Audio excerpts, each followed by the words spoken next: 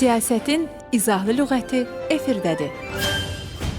Həmas-İsrail arasında atəşkəs razılaşması əldə olunub. Atəşkəslə sülhün fərqi nədir? Sualımızı Siyasi Elmlər üzrə fəlsəfə doktoru, Beynəlxalq Münasibətlərin Təhlili Mərkəzinin baş məsləhətçisi Mətin Məmmədli cavablandırır.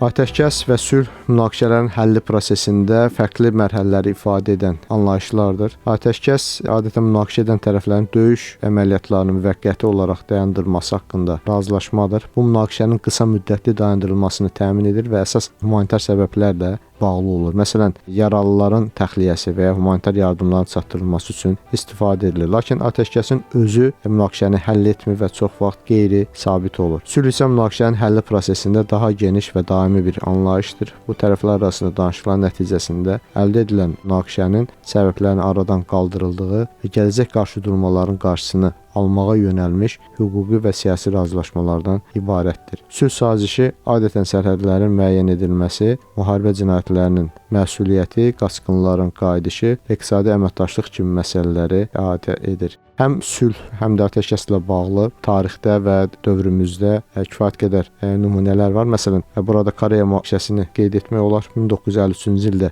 imzalanan atəşkəs razılaşması müharibəni dayandırsa da formal sülh müqaviləsi imzalanmadığı üçün Koreya yarımadası bugün faktiki olaraq hələ də müharibə vəziyyətindədir.